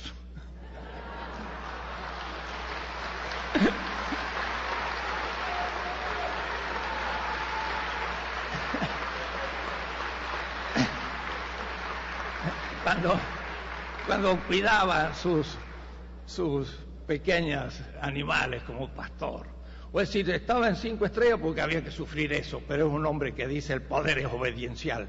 Y con eso supera de Hobbes hasta Habermas toda la filosofía política.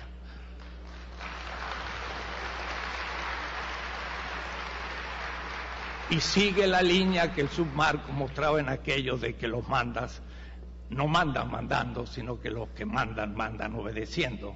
Y por eso Evo Morales le puso ese término así tan preciso, ¿no?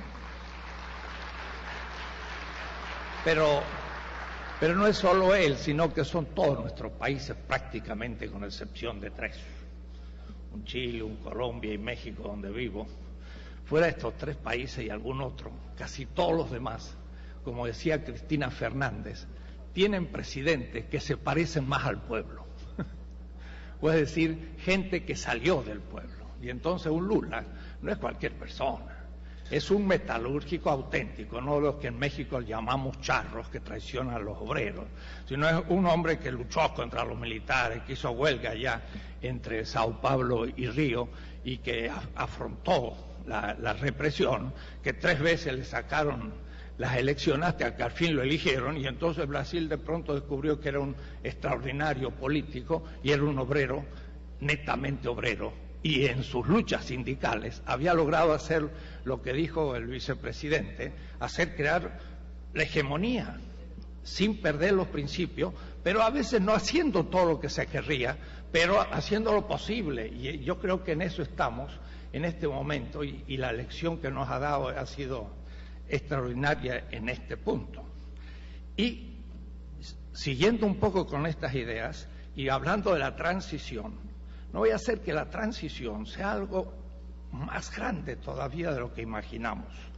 O es decir, que no iremos solamente a un sistema más allá del capitalismo, y si vamos más allá de la modernidad, que ha sido eurocéntrica y colonialista y capitalista en muchas otras cosas, a otro tipo de civilización, Y en eso, a esos pueblos originarios que habíamos descartado por atrasados, nos dan lecciones de vida comunitaria, de conservación de la naturaleza y de sabiduría humana, que somos discípulos de ellos, pero entiendo, y es parte de la política, esas contradicciones. Y las contradicciones no se pueden evitar, hay que irlas manejando y hay que ir avanzando. Algunos serán más fundamentalistas y otros serán más modernizadores, y habrá que ir conciliando, y en eso hay un realismo político que es el que se va avanzando, pero ya vemos la calidad de nuestros políticos, que no son puramente pragmáticos, que avanzan simplemente en un maquiavelismo a corto plazo, sino que tienen criterios, y por eso entonces van a algo mucho más profundo. Yo creo que estamos al fin no solo del capitalismo, sino de la modernidad europea norteamericana.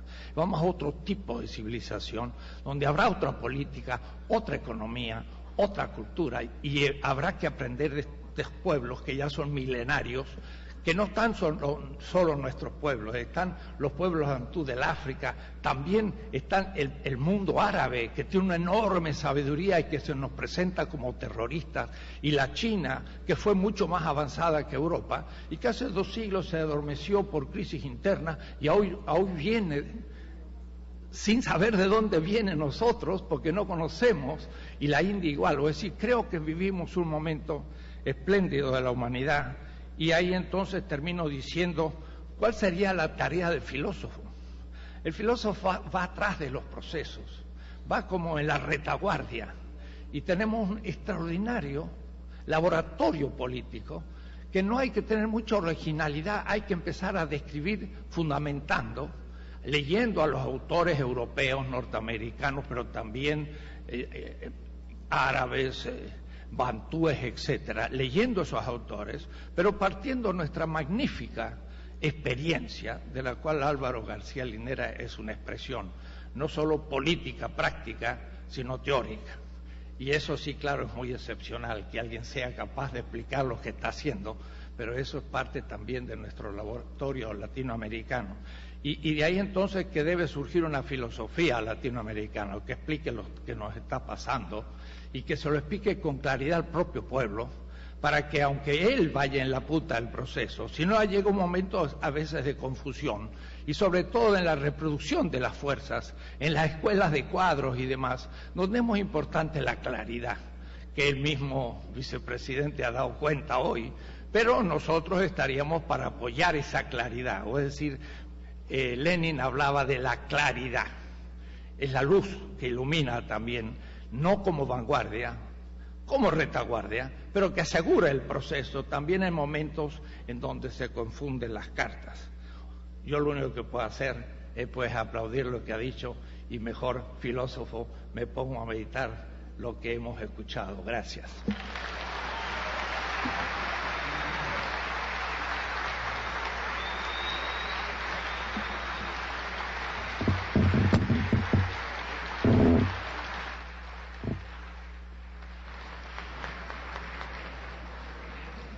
A continuación damos el pase al vicepresidente de la República Bolivariana de Venezuela, Elías Howard.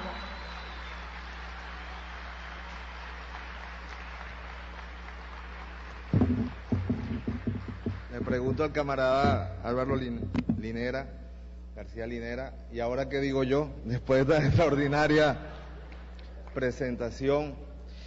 Saludos en nombre del comandante presidente Hugo Chávez a todos los invitados al 6º encuentro de filósofos y filósofas de Venezuela. Ha estado el comandante presidente siguiendo el evento, acaba de hablar con el vicepresidente Álvaro García Linera para felicitarlo por esa extraordinaria ponencia, y nos sumamos a esa felicitación y al reconocimiento de una exposición en la cual nos sentimos plenamente reflejados en todas las contradicciones, desde la A hasta la Z. Las vivimos todos los días en la lucha por la construcción de una hegemonía democrática y popular como la que está empeñada en construir el comandante presidente Hugo Chávez. Saludar al pueblo de Maracaibo, a sus estudiantes, a los consejos comunales presentes, compañeros estudiantes de Bolivia que creo que están por allá también, y a todo el pueblo de Maracaibo y de este querido estado Zulia, estado fundamental de la patria bolivariana, al padre Vidal, al diputado Arias Cárdenas, vicepresidente del partido, al general Arevalo Méndez, presidente de Corpo Zulia, y a todas las autoridades, al embajador de Ecuador en Venezuela, a nuestra embajadora en Bolivia, Cris González, a nuestro embajador de Bolivia en Venezuela, y al ministro de Cultura, y a Carmen Borges, y a todas compañeras, en nombre del presidente Chávez y de todo nuestro gobierno y de nuestro pueblo, un saludo fraterno y solidario. Bueno, simplemente expresar el honor y la alegría de tener aquí a un bolchevique, camarada, vicepresidente Álvaro García Linera, vicepresidente del hermano presidente Evo Morales, hermano y amigo del pueblo venezolano.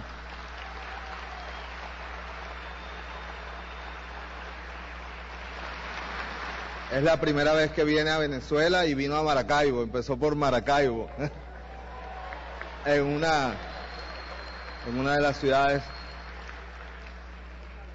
más progresistas y de mayor densidad poblacional, de importancia política, de peso económico para la unidad de la nación venezolana, como es la ciudad de Maracaibo y todo el estado Zulia. Nos ha expresado el compañero Álvaro García Linera un conjunto de elementos fundamentales y que expresan, y voy a ser muy breve, simplemente en graficar lo que ha significado en Venezuela este proceso que con mucha claridad científica y teórica ha explicado el camarada García Linera, un Estado laboriosamente construido por el imperialismo fue el Estado liberal burgués venezolano. Y decimos laboriosamente construido porque en esos 4 elementos que señala el vicepresidente, compañero vicepresidente, el Estado liberal burgués venezolano fue expresión acabada, como decía anteriormente, de una laboriosa construcción del imperio. El monopolio y el dominio de la violencia, toda una estructura militar, policial, destinada a garantizar los privilegios de la élite y la transferencia de la renta petrolera a esas élites y al imperialismo norteamericano. El monopolio de la tributación, o en nuestro caso, el monopolio sobre el control y distribución de la renta petrolera, como muy bien fue descrito por Bernard Momer y otros teóricos de la renta petrolera como elemento sustantivo de la dominación capitalista en Venezuela. El monopolio de la legitimidad, construida a partir también de un laborioso aparato de propaganda, de dominación política, ideológica y comunicacional. Y finalmente, el monopolio de la universalidad de esa idea de hacer creer desde los más pobres que era posible a través de la ideología liberal burguesa conquistar el bienestar o el vivir bien, diríamos ahora, replicando las buenas consejas Aymara. Y ese laborioso aparato de control, de dominación, para garantizar el suministro de energía al imperialismo norteamericano, fue sometido, o está siendo sometido, está siendo sometido a 2 elementos que decía Álvaro García Linera, que es la transformación política del Estado venezolano, de ese Estado burgués y de todo el sistema político que comenzó en 1998, cuando el pueblo venezolano logró colocar a uno de los suyos al frente del gobierno, al comandante presidente Hugo Chávez, y la revolución social que ha comenzado a abrirse cauce a partir de los 12 años de la revolución bolivariana. Ahora, es importante entender que esa construcción de una nueva hegemonía democrática popular para desplazar la hegemonía liberal burguesa supuso un conjunto de condiciones. La primera, el quiebre el quiebre de la dominación política e ideológica que pudo hacer el pueblo, producto de unas condiciones objetivas donde las élites no pudieron seguir redistribuyendo las migajas al pueblo venezolano y tuvieron que restringirlas y crearon unas condiciones objetivas para la protesta, para la resistencia, para la rebelión del pueblo venezolano, que fue respondida por esas élites con el último instrumento que le queda al Estado liberal burgués cuando se le quiebran todos los mecanismos de dominación, y fue la represión abierta que tuvo su máxima expresión el 27 de febrero de 1989 y consecuentemente los siguientes años a 1989. Recordábamos, y el presidente lo recordaba ayer, hace 20 años exactos, estaban en las calles de Venezuela muriendo los estudiantes, los indignados de hace 20 años. Estábamos en la calle protestando, muriendo, resistiendo, y en el seno del ejército se estaba fortaleciendo, construyendo y preparando una corriente militar patriótica para terminar de quebrar el sistema de dominación. Y ese es el escenario. Y aquí quería destacar ciertamente, desde 1989 hasta 1992, cuando se produce la rebelión militar, el pueblo venezolano había hecho una ruptura con la hegemonía política, con la hegemonía institucional, con la hegemonía social. No la había podido hacer, no tenía cómo, con la hegemonía de la violencia, y no tenía claridad de cómo confrontar la hegemonía ideológica del sistema. El 4 de febrero le dio al pueblo venezolano, en primer lugar, el quiebre de la hegemonía de la violencia del Estado como instrumento último de dominación, y le dio un liderazgo, el líder, el comandante Chávez, para disputar la hegemonía política e ideológica al sistema.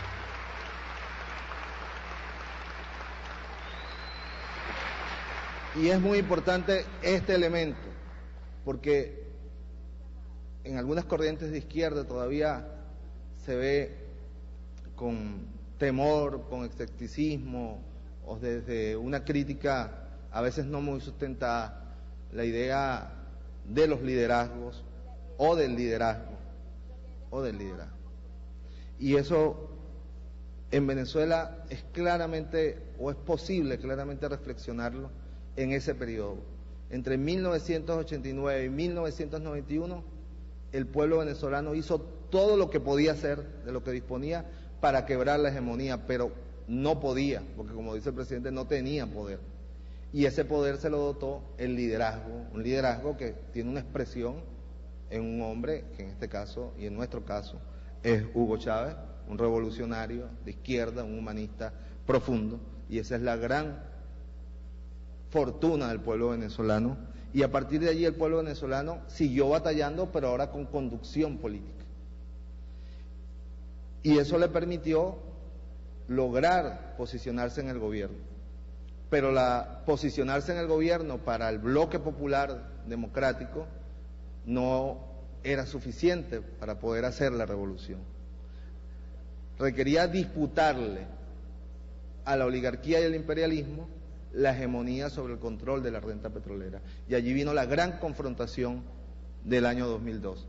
Fíjense que el adversario, las élites, no opusieron mayor resistencia al avance y a la construcción de la nueva hegemonía, en tanto que pensaron que podían hacerla funcionar, funcionalizarla, reconvertirla y transformarla en un elemento de estabilización y de reacomodo de las élites.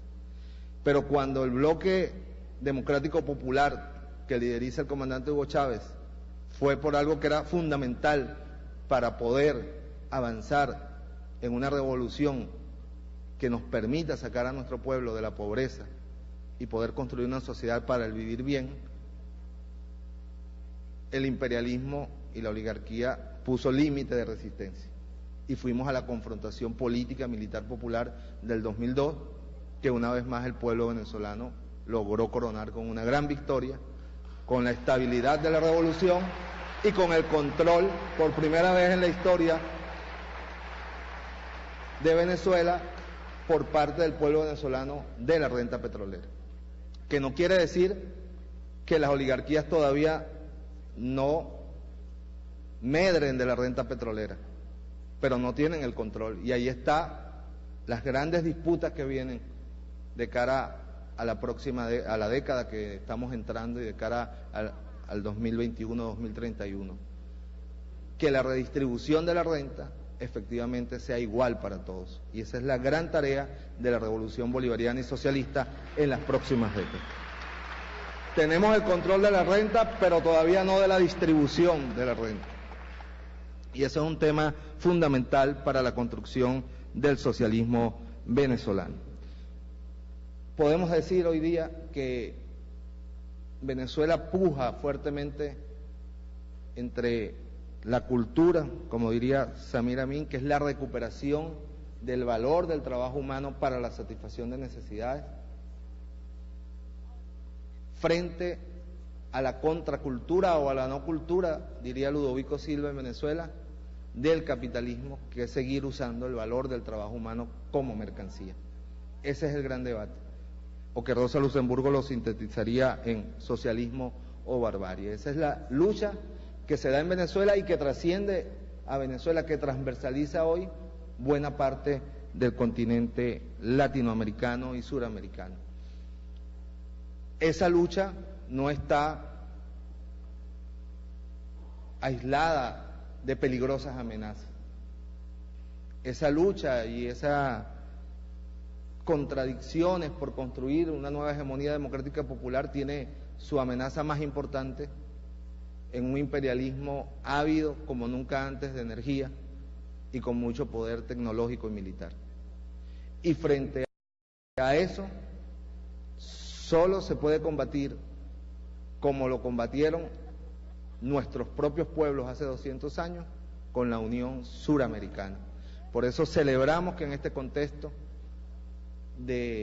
previo a la cumbre de estados latinoamericanos y caribeños, que se va a celebrar el 2 y el 3, con la presencia de todos los presidentes y presidentas de nuestra América Latina, ustedes hayan escogido el escenario para un debate sobre el Estado, la hegemonía y la construcción revolucionaria.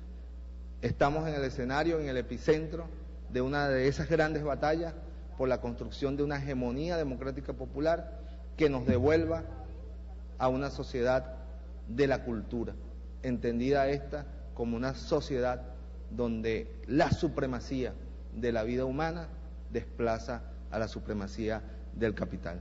Buenas noches, bienvenidos todos y todas, en nombre del gobierno del presidente Chávez y de nuestro pueblo.